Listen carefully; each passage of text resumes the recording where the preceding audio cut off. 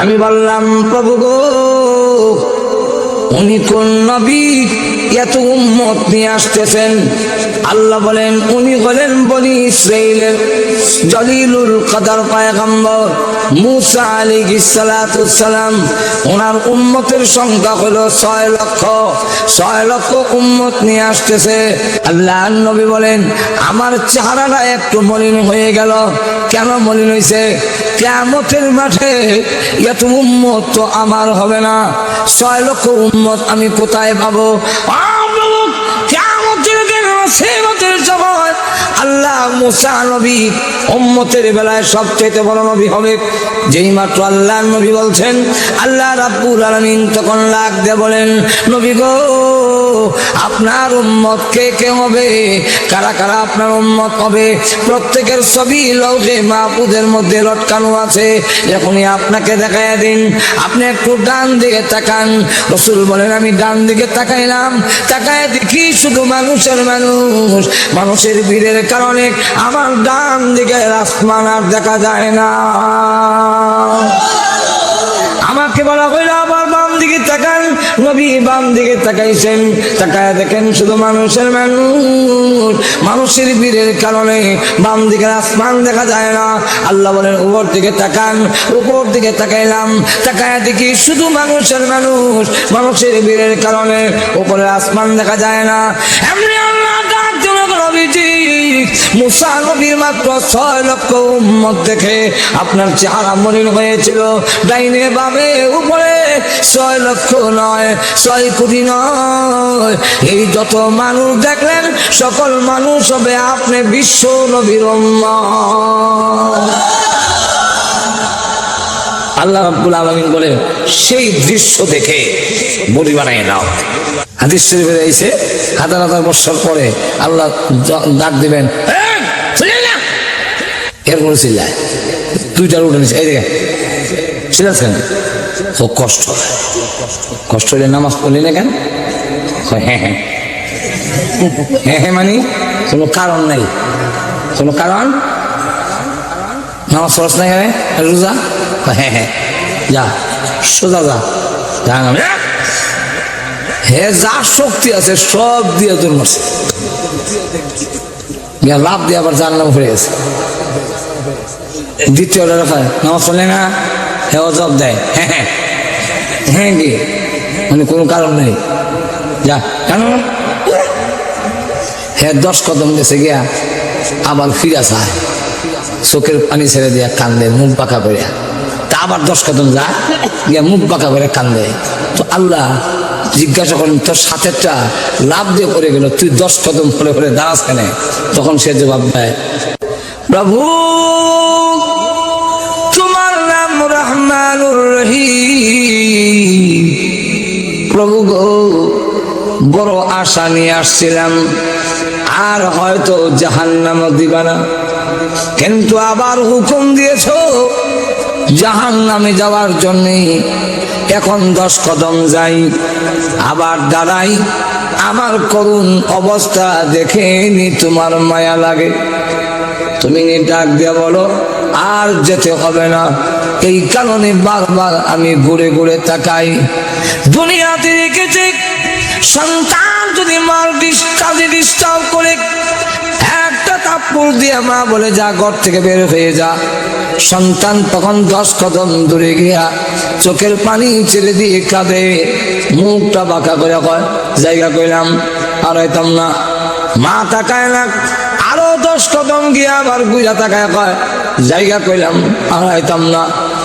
আবার আরো 10 কদম গিয়া আবার কয়, জায়গা কইলাম আর হইতাম না।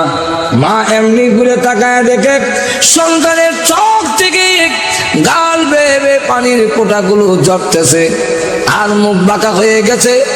মা তখন আর সহ্য করতে পারে না, টান দিয়া সন্তানকে কুলে উঠায় নেয়, আর দেখে বলে, কান্দিস না, আর তোকে মারবো না। ও আল্লাহ, তোমার দয়া মায়ার কিঞ্চিত মাত্র মার অন্তরে দিয়েছ। এত যদি মার এত দয়া হয়, এত মায়া হয়। আল্লাহ গো, তুমি তো রহমানুর রহিম, আমার করুণ অবস্থা দেখে তোমার মায়া লাগে কিনা এই জন্যে ঘুরে ঘুরে তাকাই। এই কথা শুনে আল্লাহর রহমতের সাগরে দূর চলে যাবে। আল্লাহ তখন ডাক দিয়ে বলবে, বান্দারে যা, আমি আল্লাহ এই মুহূর্তে তোর বাকি সাজা মাফ করে দিলাম। রাতের ঘুম আর দিনের ঘুম কি একরকম? দিনই বেশি ঘুমাই, কিন্তু ঘুমাইলে বাইরে দেখে না আডে আর মাথে সব শোনা যায়। আর রাত ঘুমাইলে সুট ঢুকা তালা ভাঙ্গা খোল আলগিদা বালিশের কোল থেকে মোবাইল লেগে গেছে।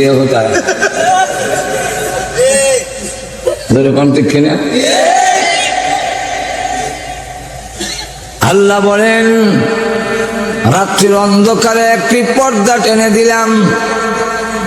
আকাশের সূর্যের দিকে তাকায় দেখেন, চন্দ্রের দিকে গাছের মতো একটা দেখা যায়নি। একটু ধরে বলেন, এটা কি? এক বই পড়লাম, এটার মধ্যে লেখা চাঁদের বুড়ি। ভিতরে পড়ে গিয়া দেখি চাঁদের ভিতরে একটা গাছ আছে, গাছের মধ্যে বুড়ি থাকে, আর বুড়ি কেন বইয়া বইয়া সুতা। বিজ্ঞানীরা বলে এটা পৃথিবীর ছায়া। ছায়া মতো আর জায়গা হয়েছে না, চান্দরিয়া বসে। আল্লাহ নবীকে সাহাবীরা জিজ্ঞাসা করেন, ইয়া রাসূলুল্লাহ, ইয়া হাবিবাল্লাহ, ওই যে চন্দ্রের মধ্যে একটি গাছের মতো দেখা যায়, এটা কি?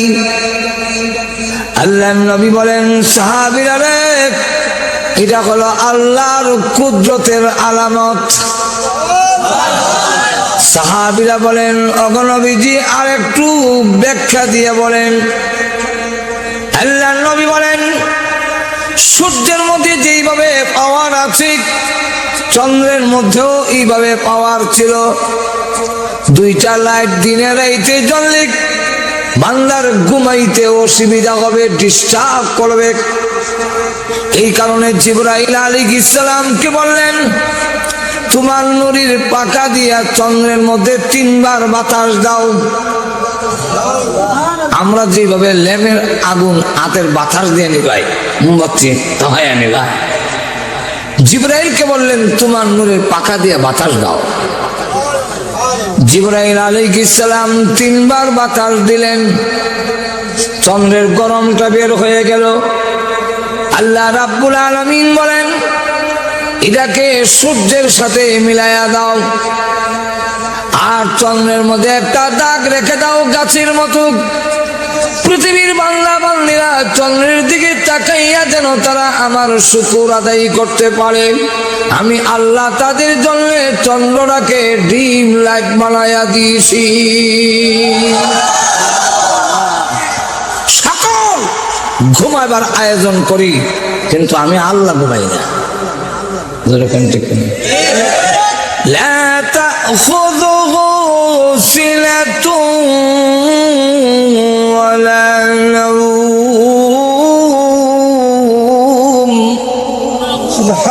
আল্লাহ বলেন, আমার ঘুম নাই, তন্দ্রা নাই, উঙ্গানি নাই। কিন্তু কেন নাই জিজ্ঞাসি কোনদিন? এটা জিজ্ঞাসা না। ওই দোয়াল নেই, কেন ওয়াহাবি, কেন সুন্নি, রসুলের কি দিয়ে বানাইছে? নামাজ পড়ে না, শাস্ত্র মাইর করে। কোনদিন জিগাইলাম না কেন আল্লাহ ঘুমায় না। তাফসীরের মধ্যে মুফাসসিরে কেরামরা লেখেন, আল্লাহ না ঘুমাবার 3টা কারণ। এর মধ্যে একটা কারণ হলো আল্লাহ বলেন, আমি রহমান, আমার দয়া মায়া বেশি। দয়া মায়া বেশি হওয়ার কারণে ও বান্দা বান্দি, তোদের দয়া আর মায়া 24 ঘন্টার ভিতরে 1 সেকেন্ডের জন্য আমি আল্লাহ ঘুমাই না। কোন জায়গায় তুই বিপদে পড়বি, আমি আল্লাহ ঘুমাই গেলে তুই ডাকলে তোর ডাকে জব দিব বেটা। আর তো জোরে কন। কিন্তু বান্দা নিমো কালাম আল্লাহরে ডাকনা দিয়া খাজা বাবারে রাখে।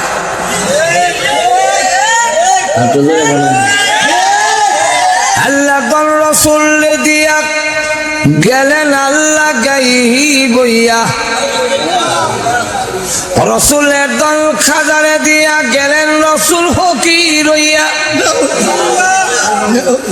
রসুলের দল খাজায় ভাইয়া কিছু যুগালি আছে এরা বাড়ি কিন্তু কুই দেয়, কুই মারে।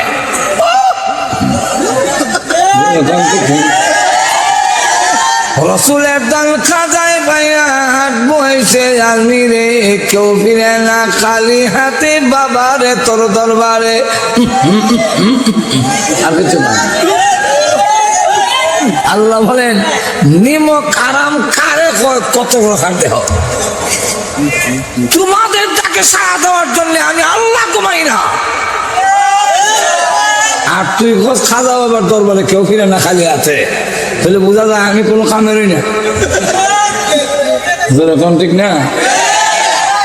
আল্লাহ রাব্বুল আলামিন এমন আল্লাহ, নবী বলেন, অলি বলেন, গাউস বলেন, কুতুব বলেন, রাজা বলেন, বাদশা বলেন, ধনী বলেন, ফকির বলেন, সব হলো আল্লাহর দরবারের ভিখারি।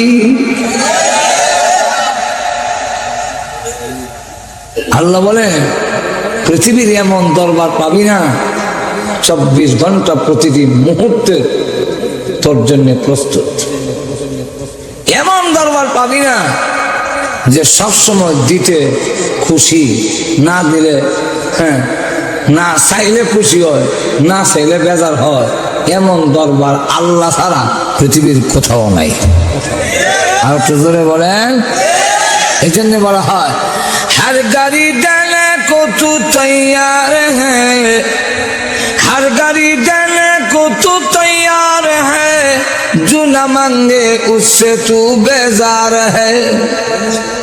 প্রতিদিন মুহূর্ত দেওয়ার জন্য তুমি প্রস্তুত, যে তোমার কাছে চায় না তার প্রতি তুমি বেজার হও, আর চাইলে তুমি খুশি হও। এই দরবার একমাত্র আল্লাহ। আর তো জোরে বলে আল্লাহ। আল্লাহর কাছে চাইছে, চাওয়ার মতো হইছে না এমন ইতিহাস নাই। আল্লাহর প্রেমে পাগল হয়েছে আর আল্লাহর হয়েছে না এমন নাই।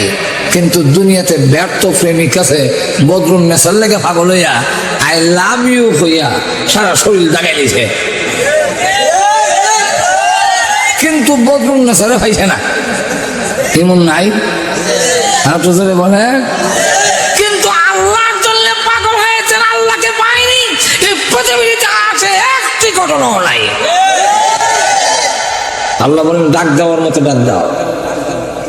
এক হিন্দু ভদ্রলোক, তার মেয়ের পেটের ব্যথা ভালো হয় না, ডাক্তার কবিরাজ দেখছে কোনো কাম হয় না। সে যখন ভগবানের কাছে যায়, ভগবান তো আরো মরা, যেরকম ঠিক না? আল্লাহ নিজে বলছেন আমওয়াতুল গায়রু আহইয়া ওয়া মা ইয়াশউরুনা আইয়ানা ইউবআসুন।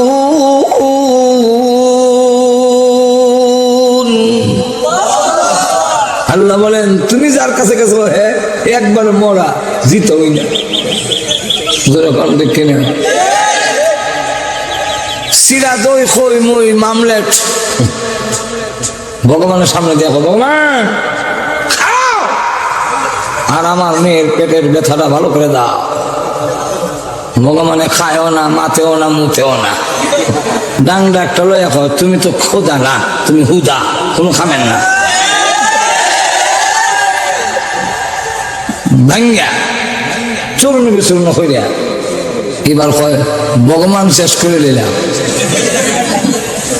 বান্দায় খুদার খাম 12টা বাজাইছে, এখন কই যায়? এখন কয় মুসলমানের খুদা কই আছে দেখে। কার খুদা? তো মুসলমান তো মসজিদে যায়,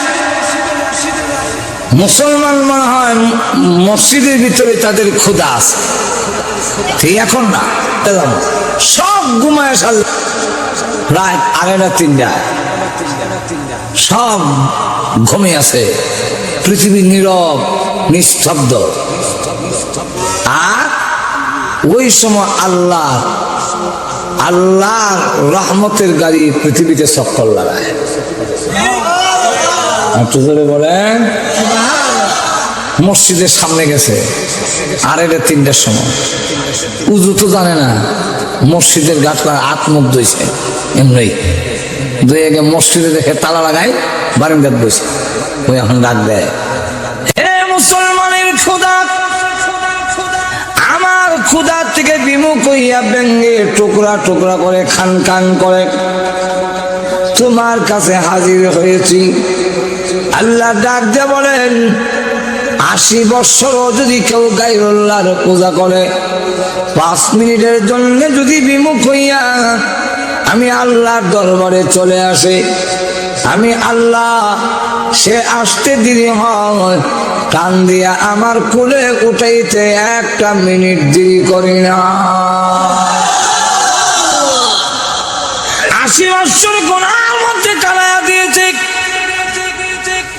সারা জীবন গুনাহ গুনাহ করলো, 5 মিনিটের জন্য যদি বিমুখ হয়ে যায়, প্রভু গো আর গুনাহ করবো না, তোমার দরবারে চলে এসেছি, এই কথা বলে যদি চোখের পানি ছেড়ে দেয়, চোখের পানি নাকে লাগায় পৌঁছার আগে আগে আমি আল্লাহ আমার বান্দাকে রহমতের কোলে উঠাইয়া নেই।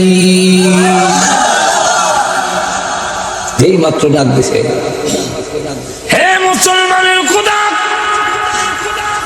আমার খোদা খোদা কোন কামের না, তাই তুমি মুসলমানের খোদার কাছে গেছি, আমার মেয়ের পেটের ব্যথাটা ভালো করে দাও, আর না হয় মনে করব তুমি মুসলমানের খোদারও কোনো ক্ষমতা নাই। যখন নাউযুবিল্লাহ এমনি শুনে আওয়াজ আসতেছে, বাংলায় যাক বাড়িতে গিয়ে দেখ, বাকি জিন্দেগির জন্য তোর মেয়ের পেটের ব্যথা ভালো হয়ে গেছে। আল্লাহ ভালো করতে হইলে ট্যাবলেট ক্যাপসুল লাগবে, ইনজেকশন। এমনি দৌড় দিয়েছে,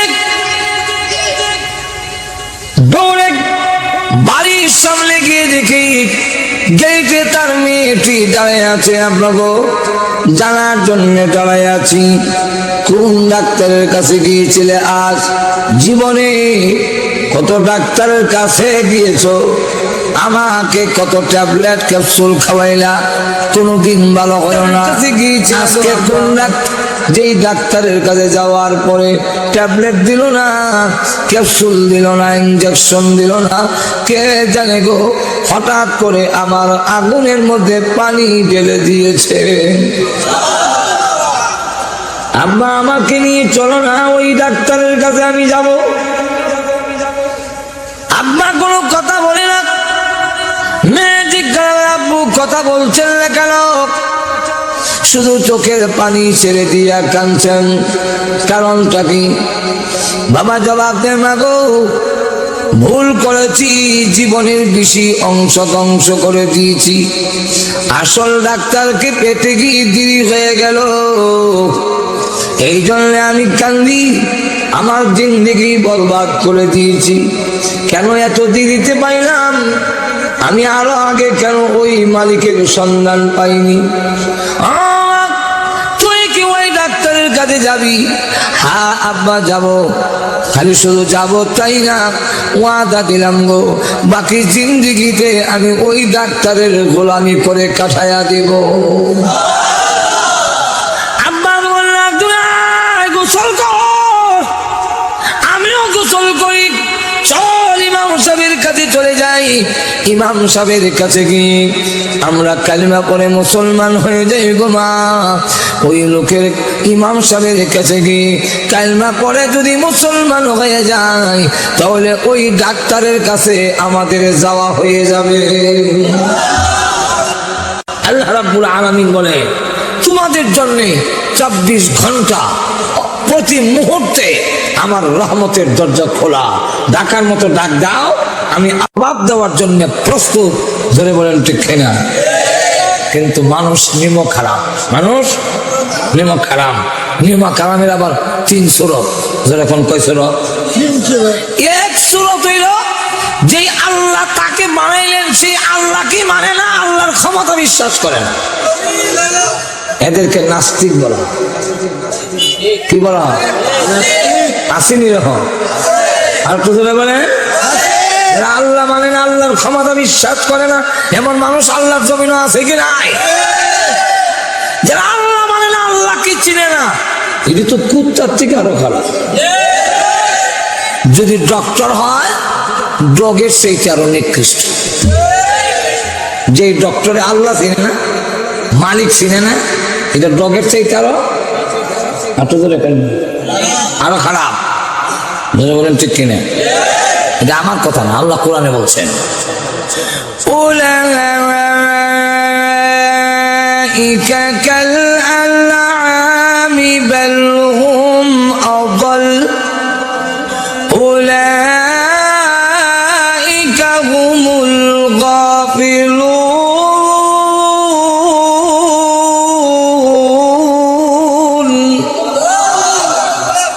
আল্লাহ বলেন এরা চতুষ্পদ জানোয়ারের চাইতে আরো নিকৃষ্ট। কেমনি নিকৃষ্ট? কুত্তায় মালিক চেনে, হ্যাঁ তার মালিক চেনে না। অসুবিধা হইতেছে? আর একটু জোরে বলেন। আমি চাইতেছি অসুবিধা হইতো শেষ করে দেওয়া যেতাম না, শুধু আপনাদের দিকে লক্ষ্য করে ওয়াজ চালাই দিতেছি। আর না হয় ওয়াজ চালাইবার অবস্থান নাই, কিন্তু আপনারা এতক্ষণ পর্যন্ত বসে রয়েছেন, সাইরা দেই কেমনে? এই কারণে অসুবিধা হইতেছে আপনাদের। অসুবিধা হলে ছেড়ে দিতাম। তাহলে লক্ষ্য করে দেখেন, কুকুর তার মালিক চিনে, সে তার মালিক চিনে না। কিভাবে? আপনি অন্ধকারের মধ্যে কুয়াশা তখন খুব বেশি, একেবারে জাম্পার মাফলার দিয়া নাক মুখ ঘুরিয়া বাড়িতে যদি কেউ ঢুকেন, কুত্তার দূর থেকে মার্ক করে এটা মালিক না সুর, বুঝার জন্য একটা আওয়াজ দেয়। এমনি আপনার এই কের অর্থ কি? এই কের অর্থ হইল তুই আমার বাড়ির বাতের মার খাস, আমার বাড়ির থাকস, আমারে ভক্তি কর। কুত্তা কই না লিল্লাহ, এটা তুই মালিক। এমনি দেখবেন কাছে এসা মাথা নয়, পিছনের ল্যাসটার দিকে লক্ষ্য করে দেখেন খুব স্পিডে লাগায়। এইটা দিয়ে বুঝাইতেছে যে আপনি কুয়াশা, ঠান্ডা, শীত, আবার অন্ধকার রাত, চাদর দিয়ে নাক মুখ ঘুরে দিয়েছেন, এই কারণে চিনতে পারি নাই, ভক করে যে বেয়াদবি করছি, এখন আমি আই এম সরি, আমি দুঃখিত। কুত্তা তার মালিক ছিলেন, যে মানুষ তার মালিক ছিল না, এটা কুকুরের চাইতে আরো নিকৃষ্ট হয়ে যায়। কিছু লোক আমাদের সমাজে আছে যারা আল্লাহ চিনে না, রসুল চিনে না। আর একটু জোরে বলেন, আর একটু জোরে বলেন। বাংলাদেশের মতো দেশেও তারা দুঃসাহস দেখায়, যেখানে 90% জনের উপরে মুসলমান। জোরে বলেন ঠিক কিনা? আল্লাহকে কটাক্ষ করে, রসুলকে কটাক্ষ করে, কিন্তু ওরা জানে না এখনো বাংলাদেশে আল্লাহ এবং তার রসুলের ইজ্জত রক্ষার জন্য লক্ষ কোটি মুজাহিদ আছে, যারা প্রয়োজনে শাহাদাত বরণ করবে, কিন্তু আল্লাহ এবং তার রসুলের অবমাননা বরদাস্ত করবে না।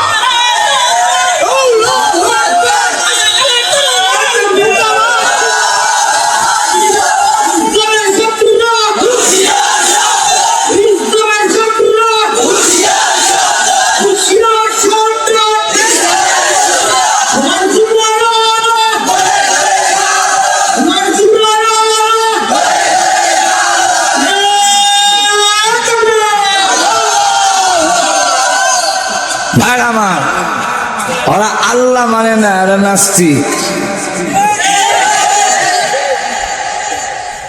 এরা আবার ইংলিশ কয়, ইংলিশে কয় দিয়ার ছাড়লে প্রাকৃতিক, প্রাকৃতিক মিলে আপনার আর একটা থাক এটা থাকলে ভালো তো, কুয়াশা আটকায় আমার অসুবিধা কি?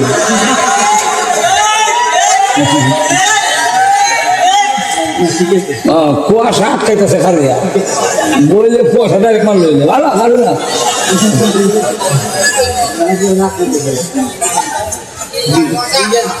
ভাই আমার অসুবিধা হচ্ছে।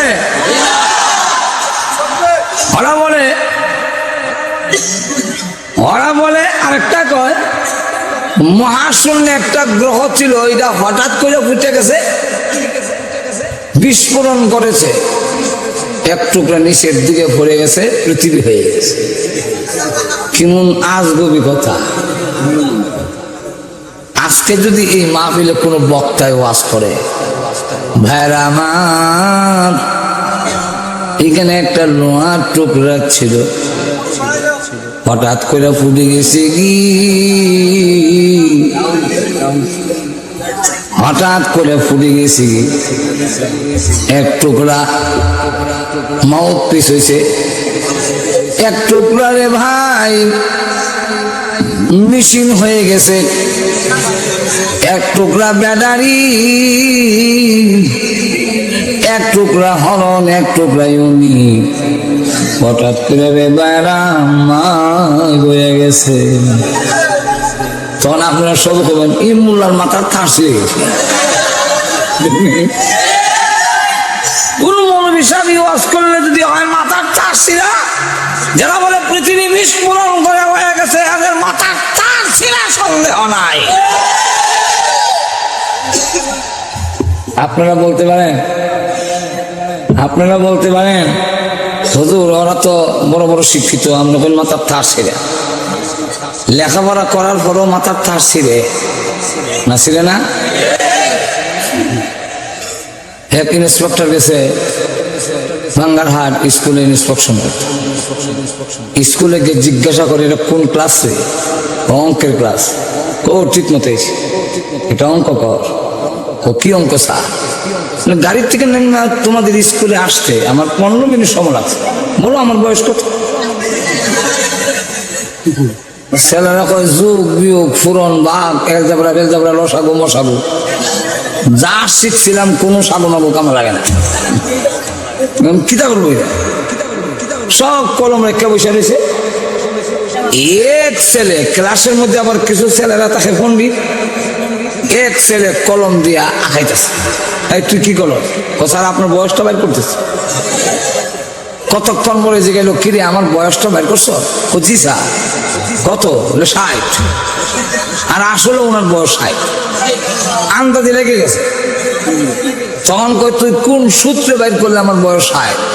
একটা সূত্র লাগবে না? বলে জি স্যার সূত্র একটা আছে। বলে কি সূত্র? বলে আমার বাড়িতে আমার এক বড় ভাই আছে, সে হইল আধা পাগল, তার বয়স 30। আর আপনি পুরা পাগল, আপনার বয়স 60। আধা পাগলের বয়স যদি 30 হয়, পুরা পাগলের বয়স কত হইব? তো সুজা হিসাব।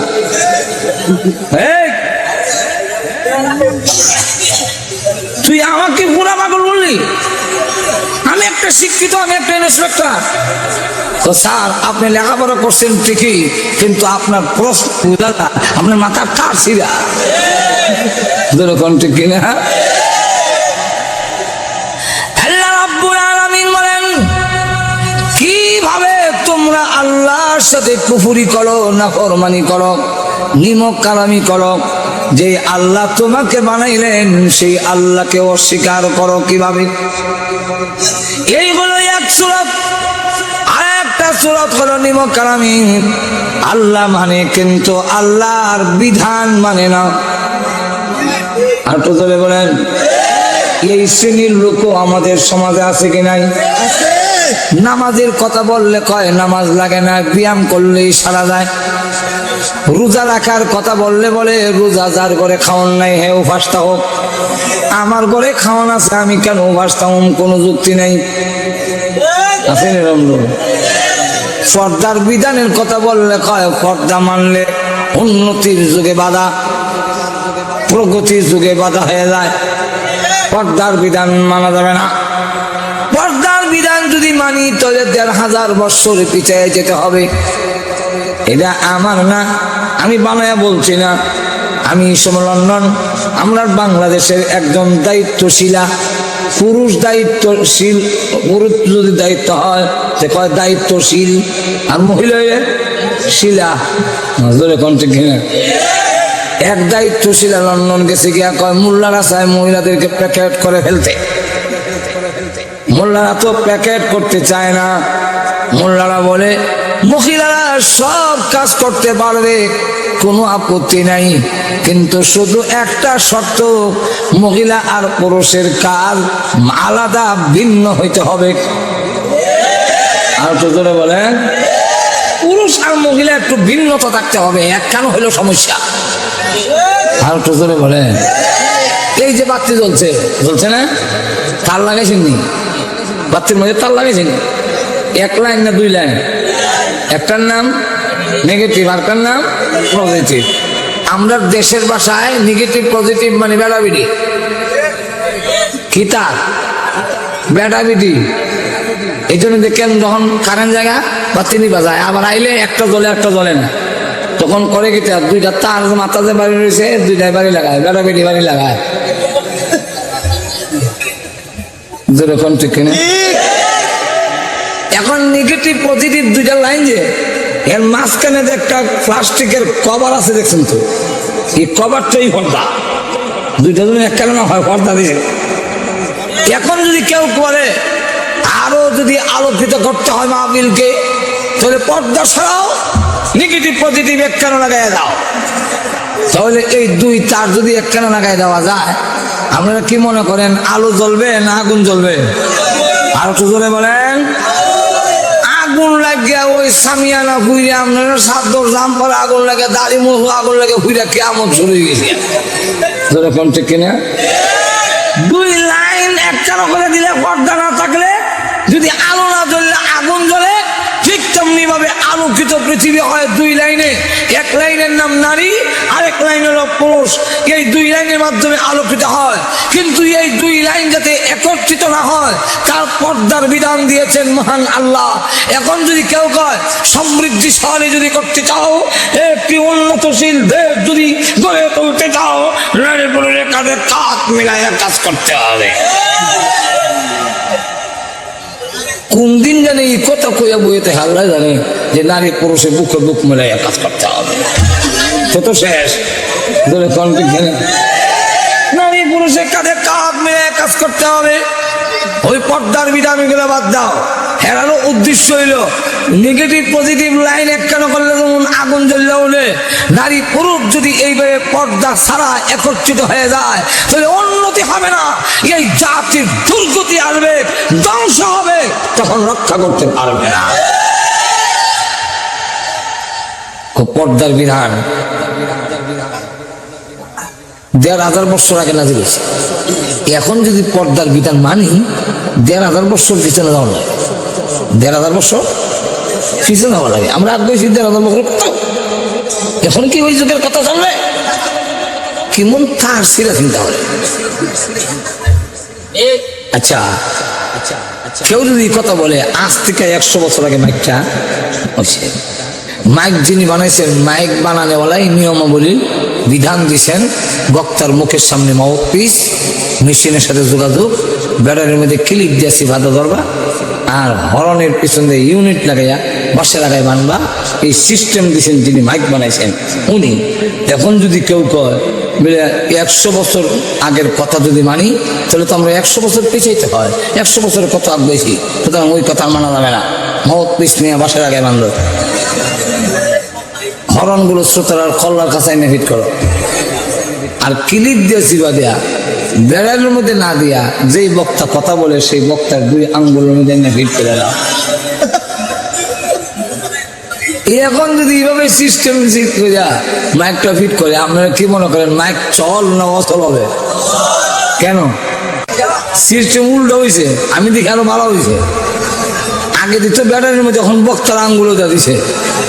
আগে হরনগুলো দূরে ছিল, এখন শ্রোতার কল্লার কাছে এনে দিয়েছে। তাহলে সিস্টেম তো আরো ভালো হয়েছে, তো অসুবিধা কি?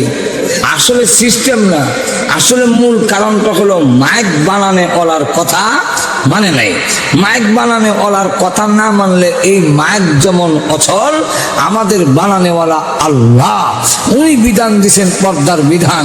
এখন যদি কেউ কয় ১,৫০০ বছর আগের বিধান মানা যাবে না, আমরা এখন এগুলো ছেড়ে দিব, তাহলে সেও সমাজকে চল করতে চায় না, সমাজে অচল করতে চায়। এখন লক্ষ্য করে দেখেন, আল্লাহ রাব্বুল আলামিন বলেন পর্দার বিধান মানে না, আল্লাহর বিধান মানে না।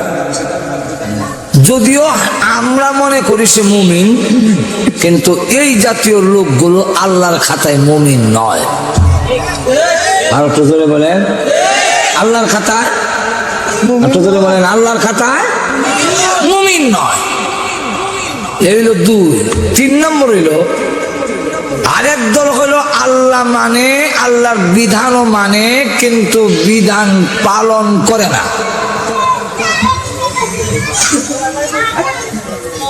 শেষ করে দেন ফজর পর্যন্ত, আমরা কুটুর কুটুর করেন কেন? ফজর পর্যন্ত চলতো, আবার কুটুর কুটুরও করে। আমি আপনাদের কাছে জানতে চাই, আল্লাহর বিধান মানে, আল্লাহকে মানে, কিন্তু আল্লাহর বিধান পালন করে না এমন লোক আসেনি? আছে মানে ঈদের মধ্যে আমরা, ঈদের মধ্যে আমরা আল্লাহর বিধান তা হচ্ছে জ্বর না তো শরীর বালা নাকি? মহিলারা না শরীর বালা না, তোর কি মানে ফাঁস কাটাইয়া যায়, ধরে কোন ঠিক নেই। আবার বলে কি বলে কাপড় তো বাড়া, কাপড় কি হয়েছে? মৃত্যু ফাইন হয়েছে তো ফাইন লস না কেন? কুত্তার না মৃত্যু ফাইন না, তুই ফাইন লস না কেন? তুমি পবিত্র থাকো না কেন? যে কোনো মুহূর্তে আজরাইল আসতে পারে। মোট কথা ফাঁস কাটাইয়া যায়। রমজানের দিনের বেলা হোটেলের লাল পর্দার বিচ্ছিকা ডাইলের বড়া খায়। ইমাম সাহেবকে লেগে জানি গেছিল ওইখানে, গা দেখে ওনার এক মুসল্লি ডাইলের বড়া খাইতেছে। যেই মাত্র ইমাম সাহেব দেখছে, এমনি যে এক ফেটো যাত্রা শুরু করে দিছে। কিরে কি হয়েছে?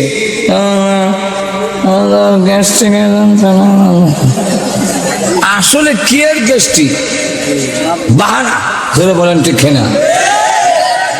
এই নিমক কালাম হলো ৩ সুরত। প্রথম ২ দল যারা আল্লাহ মানে না, আল্লাহর বিধান মানে না, তাদের পরকালের এই নিমক খারাপ। পরকালে এদের শাস্তি আল্লাহ দিতেও পারেন, ইচ্ছা করলে শাস্তি ছাড়াও মাফ করে দিতে পারেন, শাস্তি দিয়া মাফ করতে পারেন। আহলে সুন্নাত ওয়াল জামাতের আকীদা হইল যে আল্লাহ রাব্বুল আলামিন ইচ্ছা করলে এই জাতীয় মানুষগুলোকে শাস্তি দিতেও পারেন, দিয়েও মাফ করতে পারেন, আর না হয় শাস্তি ছাড়াও মাফ করতে পারেন। যেমন একটা ঘটনা বলবো বোঝার জন্য। এক লোক আল্লাহওয়ালা, খুব আল্লাহওয়ালা, কিন্তু মরুভূমি দিয়ে সফরের সময় তার পানি শেষ হয়ে গেছে, কলিজা শুকাইয়া গেছে, গলা কাটা মুরগির লাগান মারি থইরা ছটপট শুরু করে দিছে। আর সাথে আরো জন লোক আছে পাপিষ্ট, হে নামাজগুলো ঠিকভাবে করে, তার কাছে পানি আছে। সে তখন ভাবতে লাগলো, আমার কাছে পানি আছে ঠিক, কিন্তু আমার পানি যদি দিয়া দেয় তাহলে কিছুক্ষণ পরে আমি হমুক।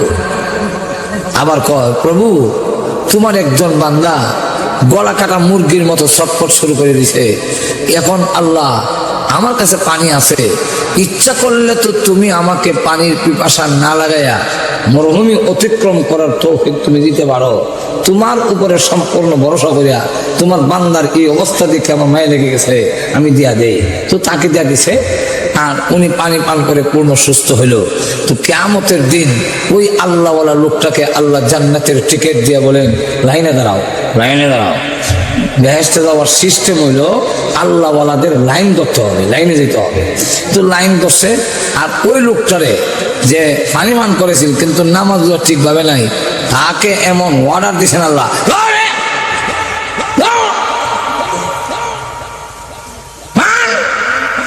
খারাপ নামাজ পড়ে না, সুবহানাল্লাহ, যেভাবে কইছে এত আতঙ্কিত ফেরেশতা বান্দা দিয়েছে। বান্দার পরে এখন কান্দে, ইয়া হান্নানু ইয়া মান্নান। আল্লাহ এমনি অর্ডার দিলেন, 19 নম্বর গেট দিয়ে জাহান্নামে নিক্ষেপ করো, যাও। এখন 19 নম্বর গেট দিয়ে যাবে। 19 করল কেন? 19 বলার কারণ হলো এই লোকটাকে জাহান্নামে 19 নম্বর গেটে নিতে গেলে মরুভূমির গরমের সময় যে গলা কাটা মুরগির মতো করে ছেড়তেছিল, বেহেশতের টিকিট লইয়া খাড়া, ওই লোকটার কাছে দিয়ে যাইতে হবে। এই জন্য 19 নম্বর যাও। এখন ইয়া হান্নানু ইয়া মান্নান লাইনে দাঁড়ানো টিকিট আছে হাতে, জান্নাতে যাওয়ার জন্য লাইন ধরে রয়েছে। লোকটার যেমন চিনি চিনি লাগে, এমন কোন লোক যদি পাওয়া যায় যারা জান্নাতের টিকিট দিলাইছে, আর ওই লোকটা যদি আপনাকে চিনিলায়, তাহলে জেনে রাখেন আপনারও নাজাতের জরিয়া হয়ে যাবে। এখন কর চিনি চিনি লাগে আরে মরুভূমির মধ্যে যে গলা কাটা মুরগি লাগান চটপটি করছি। আল্লাহ রসুল বলতেছেন, হাদিস রসুল বলতেছেন, তখন ওই লোকটার দিকে কয়, লোকটার তো হানি কয়েছিলাম আমি কাছে গিয়ে, হুজুর মরুভূমির মধ্যে পানির পিপাসায় গলা কাটা মুরগির মতো যে চটপটি করছিলেন আপনি না? পানি যে আমি দিয়েছিলাম আমি না খাইয়া, মনে আছে তো? কখন মনে আছে? তাহলে আপনি জান্নাতের টিকিট পেয়ে দিয়েছেন। আল্লাহর বিধান হলো যারে টিকিট দিব তার টিকিট ক্যান্সেল হবে না। তাহলে আপনার কাছে টিকিট আছে, আর আপনি যদি আমার জন্য একটু সুপারিশ করেন আল্লাহ কবুল করবে। জান্নাতের এক সুপারিশ করলেই কবুল হয়। এখন আপনি যদি আমার কথাটা কইয়া যে আল্লাহ এই লোকটা আমার এখানে খেলেছেন, একটু সুপারিশ করলে আপনি কি ভাগে ধরে একটু কইতারেন না? এমনি লোকটা ডাক দেয়া কয়, প্রভু প্রভু গো, তোমার এই বান্দা মরুভূমিতে গলা কাটা মুরগির নাই আমি চটপটি করছিলাম পানির পিপাসায়। আল্লাহ ওই লোকটা নিজে পানি পান না করে আমাকে দিয়েছিল। ও প্রভু, এই কাজটাকে উসিলা করে তারে কি মাফ করে দেওয়া যায় না? আল্লাহ বলেন, এই কথাটা স্বীকার করার জন্য আমি আমার বান্দাকে তোমার সামনে হাজির করেছি।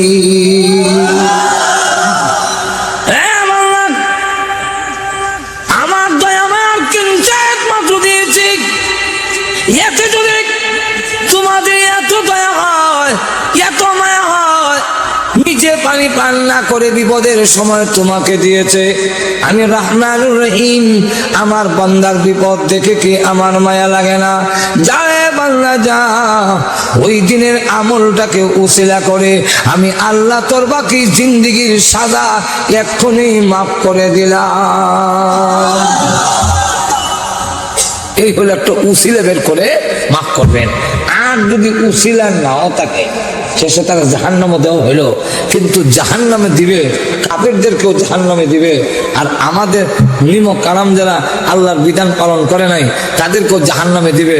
কিন্তু দুইটা দলের মধ্যে একটু বেশ কম, যারা নাকি কাফের, আল্লাহকে মানে নাই, আল্লাহর বিধান মানে নাই, ওরা জাহান্নামে যাবে, গাদার মতো চিৎকার দিবে, গাদার মতো, আল্লাহর নাম বলবে না। আমার ঠান্ডা ভাঙে যে মাথাটা বানিয়ে কিভাবে বলবে? আল্লাহ কোরআনে বলছেন, লাকুম ফিহা জাফিরুন ওয়া শাহীক,